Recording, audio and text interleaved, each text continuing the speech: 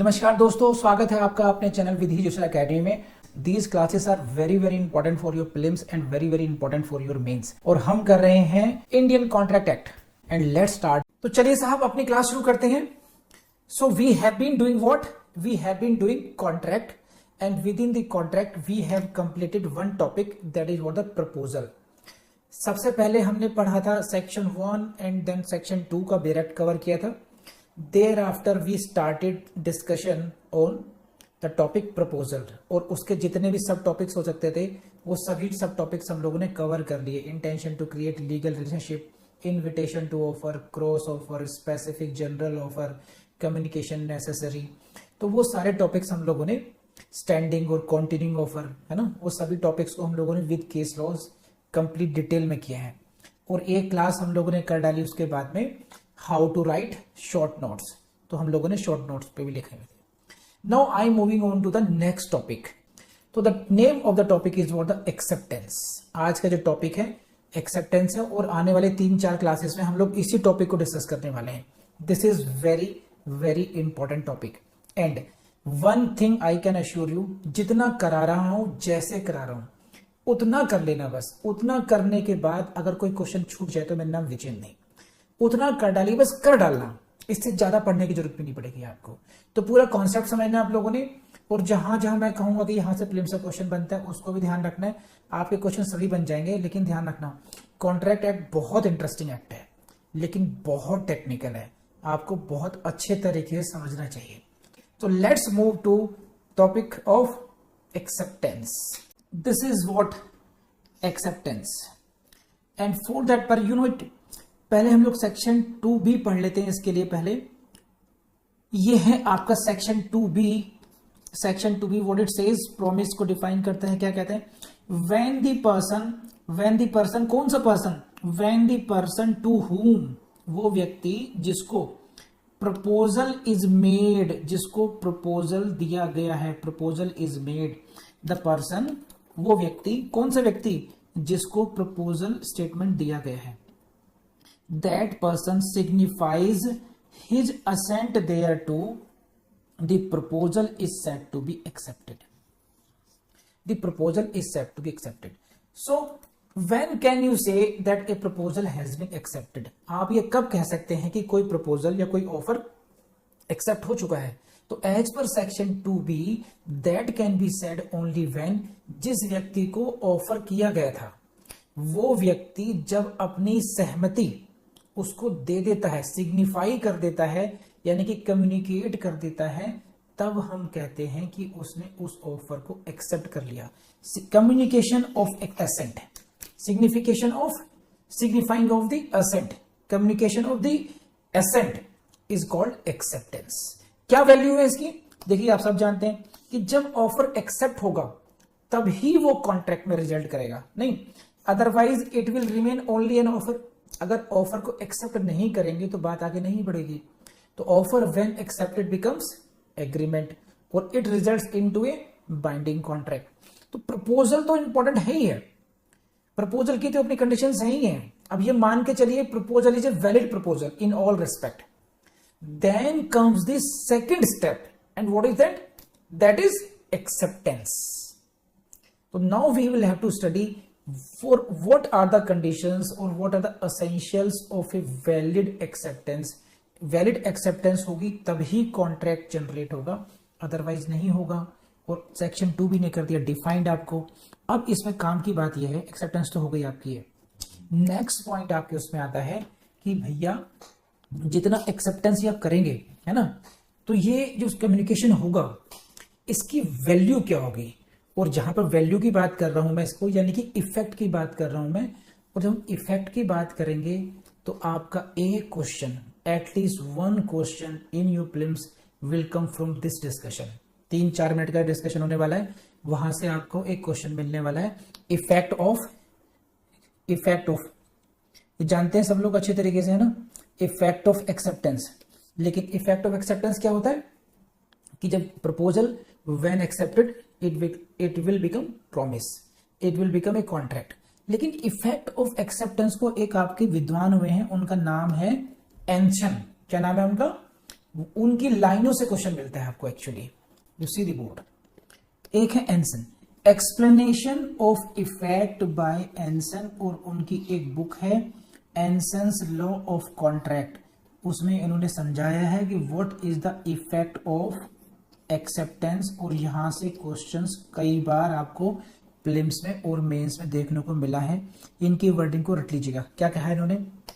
Acceptance is to an offer, acceptance is to an offer what a lighted match is to a train of gunpowder. इसको समझिए। इन्होंने कहा कि acceptance, what is acceptance to an offer, offer को accept करने का जो effect होगा आप उसको इस तरीके से समझ सकते हैं कि जैसे कोई ट्रेन हो गन पाउडर की, ठीक है, एम्यूनिशन हो, उसमें एक्सप्लोजिव हो। एक ट्रेन है, उस ट्रेन में गन पाउडर रखा हुआ है, यानी कि एक्सप्लोजिव सब्सटेंस है। एक्सप्लोजिव सब्सटेंस क्या हो गया? गन पाउडर क्या हो गया? ट्रेन ऑफ गन पाउडर हो गया ऑफर। वो लाइटेड मैच हो गई, उसमें acceptance. So when you apply that match to the gunpowder, it will produce something which can not be recalled और अनडन। तो जो उसका इफेक्ट होगा उसको आप अनडू नहीं कर सकते हैं, उसको आप रिवर्स नहीं कर सकते हैं। समझे आप? तो इनका कहना यह है कि जब तक वो ऑफर था, वो ऑफर था, ठीक, जब तक वो ऑफर था कोई फर्क नहीं पड़ता, उसका स्टेटस ऑफर था। लेकिन जैसे ही उसको एक्सेप्टेंस हुई, that will convert into a contract, वो एक कॉन्ट्रैक्ट हो जाएगा। ठीक, अब उसका स्टेटस दोबारा ऑफर का नहीं हो सकता। जिस तरीके से अगर हम एक्सप्लोजिव गन पाउडर में अगर हम मैच लगा दें, माचिस की तिल्ली लगा दें, तो वहां पर क्या होगा?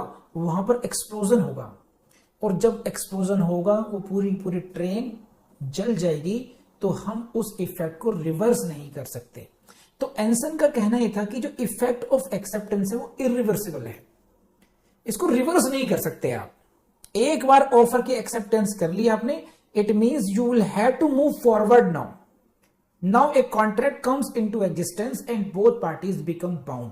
जो पहले वाली पोजीशन थी बिफोर एक्सेप्टेंस की, समझे? बिफोर जो एक्सेप्टेंस की पोजीशन होती है वो क्या होती है? वो ये होती है, देख लीजिए एक बार। बिफोर एक्सेप्टेंस इज मेड क्या होता है? Neither party is bound thereby, कोई भी पार्टी उससे बाउंड नहीं है। ऑफरर भी फ्री है, विड्रॉ कर सकता है अपने ऑफर को वो, और ऑफरी भी फ्री है। ऑफरर और ऑफरी दोनों ही फ्री हैं अपनी अपनी जगह पर। यह है पहले की स्थिति जब एक्सेप्टेंस नहीं हुई है, बिफोर एक्सेप्टेंस। ये एंसन के शब्द की बात कर रहा हूं। एंसन ने कैसे समझाने की कोशिश की है कि देखो, जब तक एक्सेप्टेंस नहीं होती है कोई भी पार्टी अपनी अपनी पोजीशन पर बाउंड नहीं है। जो ऑफरर है वो अपने ऑफर को रिवोक कर सकता है, वो विड्रॉ कर सकता है। ऑन द सेम लाइन जो ऑफरी है, he is free to reject it, वो रिजेक्ट कर दे। He is free to not to accept it, ये भी कर सकता है वो। तो बोथ पार्टीज आर फ्री। लेकिन जैसे ही आपने एक्सेप्टेंस की, जैसे ही आप एक्सेप्ट करते हैं, then both parties become bound, दोनों पार्टीज बाउंड हो जाती हैं। तो ये क्वेश्चन आपसे प्रीलिम्स में कई बार पूछा जाता है। मैच का ये जो स्टेटमेंट है, ये जो लाइन मैंने, व्हाट ए लाइटेड मैच, जली हुई माचिस की तिल्ली, ये जो शब्द है जैसे ही आपको दिखाए थे, चुपचाप बेधड़क मारना एंसन। ये स्टेटमेंट किसका है? एंसन का है। और इसी लाइन को देख करके वो आपसे कहेंगे acceptance is to an offer, what a lighted match is to a gunpowder, discuss. अब इसी को एलेबोरेट करने के लिए आपको वो जुडिशरी के मेंस में क्वेश्चन बना देंगे। तो प्लीज लेट मी नो आपको ये बात समझ में आई नहीं आई, फिर मैं इसको फर्दर एलेबोरेट करता हूं। कम ऑन एवरीवन, क्या कहते हैं एंसन साहब कि जिस तरीके से पाउडर में have lane until it has become damp, इसको समझते हैं क्या क्या पॉसिबिलिटी होती है। बट द पाउडर में हैव लेन, कि जिस प्रकार से ये भी हो सकता है कि जो ट्रेन है, गन पाउडर की जो ट्रेन है वो खड़ी रहे बस वो, और तब तक खड़ी रहे जब तक कि वो डैम्प नहीं हो जाता, यानी कि वो सील नहीं जाता, बर्बाद नहीं हो जाता। तो उसी तरीके से देखिए इन्होंने क्या किया, तुलना की है। तुलना किस चीज से की है इसको समझिए। एंसन ने कहा है, अगर आप लोग नहीं समझ पा रहे हैं तो उन्होंने कहा कि जो ऑफर है, offer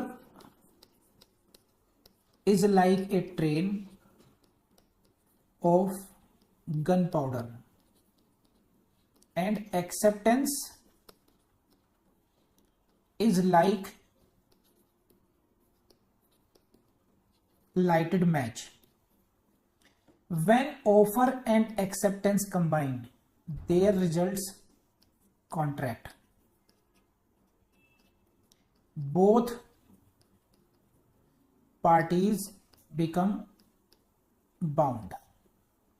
When gunpowder comes into the contact of lighted match, then there will be explosion. Explosion के बाद में क्या होगा, नॉट रिवर्सेबल प्रोसेस। मैं समझाता हूं, मैंने लिखा आपके लिए अभी, डोंट वरी। तो एंसन ने जो एक्सप्लेनेशन दिया है अपना, उसमें उन्होंने कंपैरिजन किया है। वो कह रहे हैं कि जो you treat offer as a train of gunpowder, एक ऑफर ऐसा समझिए आप कि एक ट्रेन हो जिसमें गन पाउडर भरा हो। अब कल्पना कर लीजिए, जैसे कोयले की ट्रेन देखी होगी आपने, मिल्खा सिंह फिल्म देखी होगी आपने, है ना, उसमें कोयले की चोरी करते हुए दिखाते हैं। तो ऐसे ही मान लीजिए कोई ट्रेन है जिसमें गन पाउडर भरा हुआ है। गन पाउडर का मतलब है कि उसमें एक्सप्लोजिव है, उसमें आप तिल्ली दिखाएंगे, आप आग लगाएंगे, तुरंत आग लग जाएगी और एक बड़ा सा धमाका हो जाएगा। तो कह रहे तिल्ली को आप कल्पना कीजिए एक्सेप्टेंस से, जो लाइटेड मैच है। तो जिस प्रकार से हम आग लगाते हैं एक्सप्लोजन में, और एक्सप्लोजन होगा, धमाका होगा, तबाही होगी, तो पहले वाली स्थिति में नहीं जा सकते हैं। आप चाहें गन पाउडर को दोबारा रिवाइव करना, आप गन पाउडर वाली स्थिति में नहीं जा सकते। गन पाउडर अब खत्म हो चुका, अब क्या हो गया, एक्सप्लोजन हो गया। उसी प्रकार से जब ऑफर होगा, ऑफर को हम एक्सेप्ट कर लेते हैं, फिर वो ऑफर नहीं रह जाएगा, अब वो किस में कन्वर्ट हो जाएगा, अब वो कॉन्ट्रैक्ट में कन्वर्ट हो जाएगा।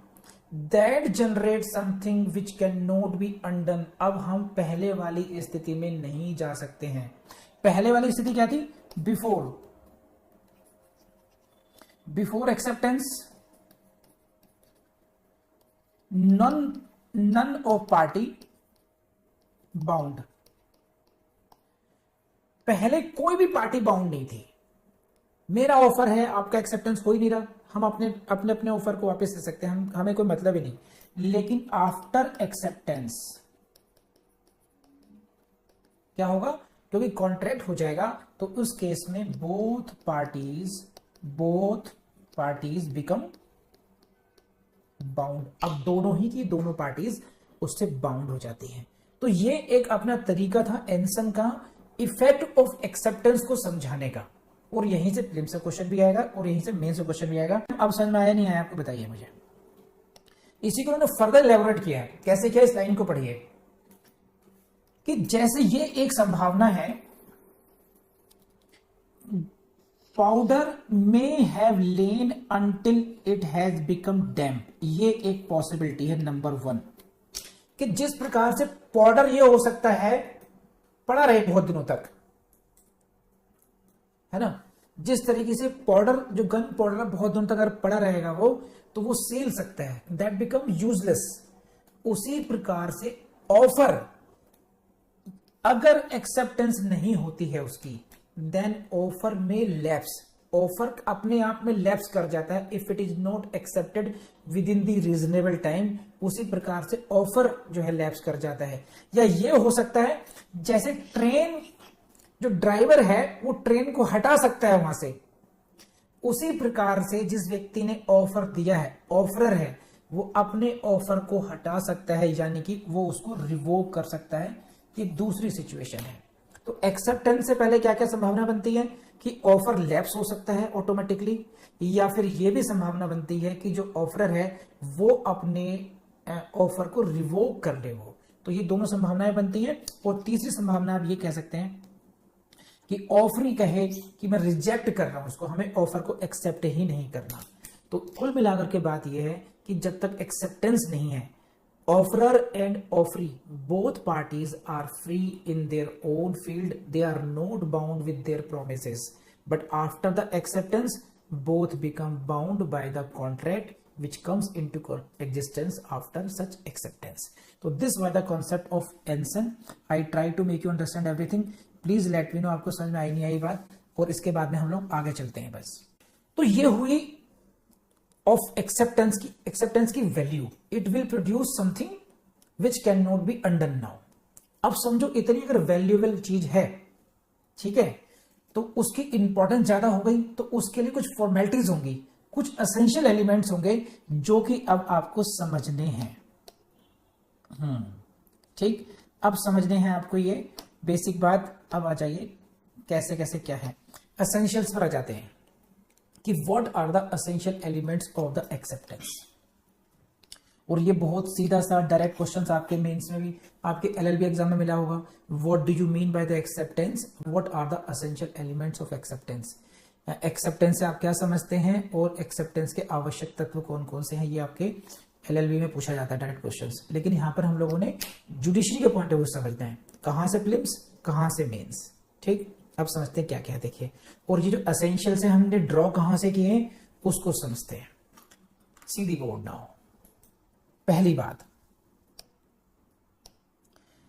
Acceptance should be communicated by the offeree to the offer. यही बात को समझिए. पहला जो एसेंशियल एलिमेंट है for the valid acceptance, valid acceptance के लिए following requirements must be satisfied.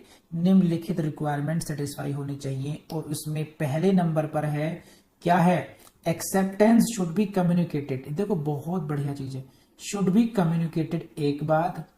दूसरी बात क्या है, it should be communicated by the offeree to the offeror. तो इसी लाइन को हम लोग समझेंगे, इलेबोरेट करेंगे. पहले आप, this is the first requirement, that acceptance must be communicated, number one, and it must be communicated by the offeree to the offerer. और कम्युनिकेशन होगी कैसे, आप कम्युनिकेशन की बात कर रहे हैं तो वो होगी कैसे, तो उसकी बात भी करेंगे. तो इसके लिए हम लोग जो पढ़ेंगे अभी एक साथ में पढ़ना पड़ेगा. सेक्शन 2 भी पढ़ेंगे हम लोग. We will have to read section 3 and then we will also read section 9, section 2B, then section 3, then section 9. इन तीनों को हम लोग एक साथ पढ़ेंगे, तब जाके हमें इस टॉपिक की क्लैरिटी होगी. और इसके बाद में हम साथ में पढ़ेंगे 2-3 केसेस, फेल्टहाउस वर्सेस बेंटले और दूसरा है पावेल वर्सेस ली. तो ये हमारा आज का कैरिकुलम होगा इसी टॉपिक को समझने के लिए. यहां तक किसी को कोई दिक्कत हो तो मुझे बताइए. तो पहली बात है, पहला एलिमेंट है इट मस्ट बी कम्युनिकेटेड. हम कह क्यों रहे हैं एक्सेप्टेंस मस्ट बी कम्युनिकेटेड, तो इसका बेस कहां पर है, इसका बेस आपको मिलेगा सेक्शन 2B में. और क्या कहता है सेक्शन 2B, ये रहा आपके सामने section 2B. This was 2B. ये दोबारा अभी मैंने पढ़ाया था आपको, फिर पढ़ लेते हैं इसको. देखिए, when the person to whom proposal is made signifies his assent thereto. ये जो शब्द है signifies his assent thereto, the proposal is said to be accepted. तो यहां से आप देख लीजिए हम कब कह सकते हैं, when can we say that proposal is accepted. हम कब कह सकते हैं कि प्रपोजल स्वीकार कर लिया गया है, कब कहेंगे, जब assent is communicated, assent is signified, जब सहमति को प्रेषित कर दिया गया है. तो ये वो फ्रेज है जिसके बेसिस पर हम कहते हैं acceptance must be, come on, acceptance must be communicated. उसका कम्युनिकेशन होना जरूरी है. अब यहां पर कम्युनिकेट करने का मतलब क्या है, क्या आपको लाउड स्पीकर से बोल कहेंगे या उसके कान में कहेंगे आई एक्सेप्ट योर प्रपोजल, ऐसे कहेंगे, किस तरीके से कहेंगे. तो there may be so many ways. जैसे फॉर एग्जाम्पल, जैसे ये हमारी जो मैडम है अनवी मैडम है ना. अनवी मैडम के फादर ने कहा कि बेटा देखो बहुत अच्छा लड़का मिला है, चलो लड़का देख करके आते हैं. अब अनवी अपने पेरेंट्स के साथ लड़का देखने के लिए गई. इमेजिन कीजिए आप लोग, अनवी मैडम है, उनके पेरेंट्स हैं, अब वहां पर बैठे हैं लड़के के पेरेंट्स. अब लड़के के पेरेंट्स बता रहे हैं कि देखो हमारा लड़का बड़ा संस्कारी है, हमने बहुत ढंग से पाला पोसा है, घर के सारे काम जानता है, कपड़े धो लेता है, सारे काम कर लेता है, पढ़ा लिखा भी है, LLB भी अच्छी की है। तो चलो ठीक है, बातें हो गई। तो अब लड़के को बुलाओ। अब लड़का ट्रे लेकर के आता है, ठीक, अपना आपको कॉफ़ी या टी जो भी सर्व करता है वो। अब यहाँ पर बात हो गई, लड़के ने अनवी को देख लिया, अनवी ने लड़के को देख लिया। अब लड़के से पूछा जाता है कि बोलो बेटा लड़की कैसे लगी। अब लड़का शर्मा के घर को भाग जाता है, अंदर भाग जाता है। इसका मतलब क्या हुआ? कम ऑन एवरीवन, लड़के ने अनवी को रिजेक्ट किया या लड़के ने अपनी सहमति दे दी इसमें? Come on everyone, did he assented, did he give his consent और did he denied for that? Yes, give his consent. Very good, very good. But he did not utter every single word, लेकिन उसने एक भी शब्द नहीं कहा है। How can you say? Because you can infer from his conduct, आप उसके आचरण से ऐसा अनुमान लगा सकते हैं। That is the inference drawn from his conduct. You got it? Likely ऐसा समझ लीजिए कि अब दूसरा एग्जांपल समझ लीजिए। प्रियांशु मैडम खड़ी हैं किसी रोड पर, ठीक, वहां पर एक टैक्सी आती है, मैडम टैक्सी में बैठ जाती हैं। अब 2, 4, 5, 6 किलोमीटर जाकर कहती हैं फिर रोक लो, अब मुझे उतरना है। नौ प्रियांशु उतरती हैं और जाने लगती हैं। टैक्सी ड्राइवर ने कहा मैडम प्लीज कम ऑन, मेरे पैसे, फेयर ऑफ द टैक्सी। कह रहे कैसे पैसे? तुम मेरे सामने आके रुके, मुझे लगा तुम मुझे लिफ्ट देना चाहते हो, मैं बैठ गई, मैं यहां तक आ गई। कि वाह, ये तो बहुत बढ़िया मैडम। मैडम आपका बैठना अपने आप में एक एक्सेप्टेंस थी कि you give me accept to take you to your destiny and you will pay for that. भले ही आपने कोई शब्द ना कहा हो, लेकिन by your conduct my offer to take you somewhere was accepted by you. तो समटाइम्स जो कम्युनिकेशन ऑफ एक्सेप्टेंस है या कम्युनिकेशन ऑफ ऑफर भी हो सकता है, that is not necessarily always by words. ये किसी भी प्रकार से हो सकता है, और उसी के लिए आपकी हेल्प के लिए बनाया गया है सेक्शन 3rd। तो please go to the section 3rd of the Indian contract act. Come on, this is section 3rd for you. Section 3rd, communication of acceptance या communication of revocation of proposal etcetera. देखते हैं क्या क्या करते हैं। देखिए किस किस की बात करता है ये। द कम्युनिकेशन ऑफ प्रपोजल्स, या तो आप प्रपोजल को कम्युनिकेट करना चाहते हैं, और the acceptance of proposals. Number 1 proposal, number 2 acceptance, number 3rd may be the revocation of proposals and acceptance. So there may be 3 situations. There may be 3 situations. Number 1, you may intend to communicate your proposal. आप अपने proposal को कैसे communicate करेंगे? तो communication of proposal हो, या फिर communication of acceptance हो, 2 बातें, या फिर communication of revocation हो, acceptance की या proposal की। ये 3 situation होगी कि मैं प्रपोजल भेजना चाहता हूं, या मैं एक्सेप्टेंस भेजना चाहता हूं, या फिर मैं अपने प्रपोजल को वापस लेने के लिए कम्युनिकेट करना चाहता हूं, या फिर मैं अपनी एक्सेप्टेंस को वापस लेने के लिए कम्युनिकेट करना चाहता हूं। तो बहरहाल कम्युनिकेशन कैसे होगी? Section 3rd says are deemed to be, communication of all these 3 things are deemed to be made by any act और ओमिशन। ये किसी भी एक्ट से हो सकते हैं और या किसी भी ओमिशन से हो सकता है। किसका ओमिशन? एक्ट या ओमिशन से? एक्ट और omission of the party proposing, accepting और रिवोकिंग। जो पार्टी प्रपोज कर रही है, या वो एक्सेप्ट कर रही है ऑफर, या वो रिवोक कर रही है, उस पार्टी के किसी भी एक्ट या ओमिशन के द्वारा कम्युनिकेशन हो सकता है। और ये एनी एक्ट और ओमिशन कैसा होना चाहिए? By which he intends to communicate जिस भी एक्ट या ओमिशन के द्वारा वो ऐसा कम्युनिकेट करना चाहता है। देखिए क्या मतलब इसका, दो बातें हैं, by which he intends to communicate such proposal, acceptance और रिवोकेशन, और which has the effect of communicating it. ये दो बातें हैं, इसको समझाता हूं। सेक्शन थर्ड को समझ लीजिए इसी तरीके से कि now this is section third basically dealing with the communication, कि कम्युनिकेशन ऑफ प्रपोजल होगा कैसे, कम्युनिकेशन ऑफ एक्सेप्टेंस होगी कैसे, या कम्युनिकेशन ऑफ रिवोकेशन होगी कैसे। तो कह रहे there is no straight jacket formula, कोई भी फॉर्मूला नहीं है। You can communicate by any act, you can communicate by any omission. जैसे मैंने बताया कि अनवी जो दूल्हा देखने गई, अनवी की उस दूल्हे ने, प्रपोज दूल्हे ने किस तरीके से अपनी असेंट को कम्युनिकेट किया। वो थोड़ा शर्माया और भाग गया। लड़कियां कितने खुश हो रही कि ऐसा भी होना चाहिए, कुछ रिवर्स सा। अभी तक तो दूसरी तरह होता है। चलिए, तो वहां पर that boy intended to communicate his acceptance by some smile, by some शर्मो हया, ठीक, उसके द्वारा, by that act. Are you getting this point? अब समझिए, चलिए और समझाते हैं। कविता मैडम है, कविता पवार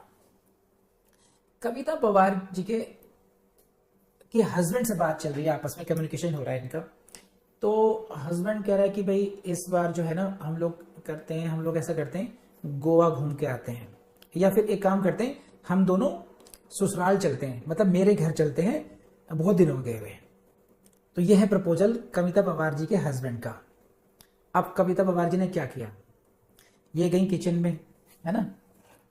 अब किचन में थोड़ी देर में से आवाज आनी शुरू हो गई, बर्तनों की, टक टक टक टक टक टक टक टक टक। हस्बैंड बेचारा बाहर टीवी देख रहा था, उसने कहा अचानक बड़ी तेज आवाज आ रही है। वो तुरंत समझ गया कि कम्युनिकेशन किसका हुआ, ये कम ऑन, एक्सेप्टेंस का या नॉन एक्सेप्टेंस का? एवरीवन, रिजेक्शन का। वेरी गुड, ऐसा देखा होगा आप लोगों ने। So that had the effect of communicating it, उसका प्रभाव था कम्युनिकेशन का। हस्बैंड को दूर से समझ में आ गया क्या हो चुका, सारे प्लान चुपचाप ड्रॉप कर दो। So there is no set formula कि आपको इस तरीके से ही आपको एक्सेप्टेंस करनी है। आप जो कम्युनिकेशन है वो किसी भी एक्ट से, किसी भी ओमिशन से हो सकती है। ये फ्रेज को दोबारा पढ़िए, आप देखिए, बाय विच एनी एक्ट और omission which intends to communicate, जिसके द्वारा भी उसकी इंटेंशन हो, और which has the effect of communicating it, बस कम्युनिकेट हो जाए, उसका प्रभाव हो कम्युनिकेट करना का। तो बर्तनों के शोर से ही क्या समझ में आ गया, उसका प्रभाव था, वो इफेक्ट ऑफ कम्युनिकेशन हुआ वहां पर वो। तो आई थिंक कि आपको ये समझ में आ गया होगा सेक्शन थर्ड कि what is the main intention of section third. कितने लोगों समझ में आया, कितने लोगों नहीं आया, है ना। ये बड़े प्रैक्टिकल एग्जांपल दिए मैंने आपको लाइफ के। चलिए साहब आगे बढ़ते हैं। So basically as per section third, you can communicate in any of the ways, you can do any act और omission. And if you read it with now section 9, let's see section 9 as well. और it says, ये कहते हैं,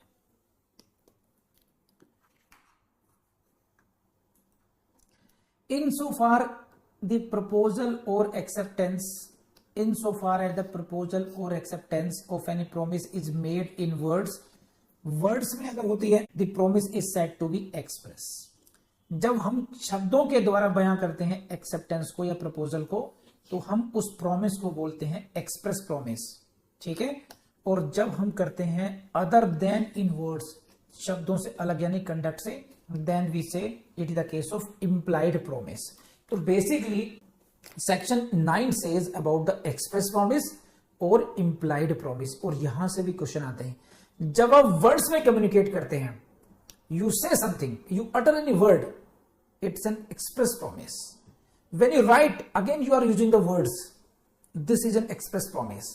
but when you communicate other than in words, जैसे बर्तनों को खटखटाने वाला आया, शर्मा के भाग जाने वाला एपिसोड बताया मैंने आपको, then they are communicating in ways, manners other than the words, and then we say it is the case of implied promise. तो सेक्शन 3 कहता है कि आप किसी भी तरीके से कर सकते हैं कम्युनिकेट, जिसका इफेक्ट होना चाहिए या आपकी इंटेंशन वैसा करने कम्युनिकेट करने की है, और डिपेंडिंग अपॉन द मैनर कि किस तरीके से आपने कम्युनिकेट किया है, वी विल से इधर इट इज एक्सप्रेस प्रॉमिस और इट्स एन इम्प्लाइड प्रॉमिस.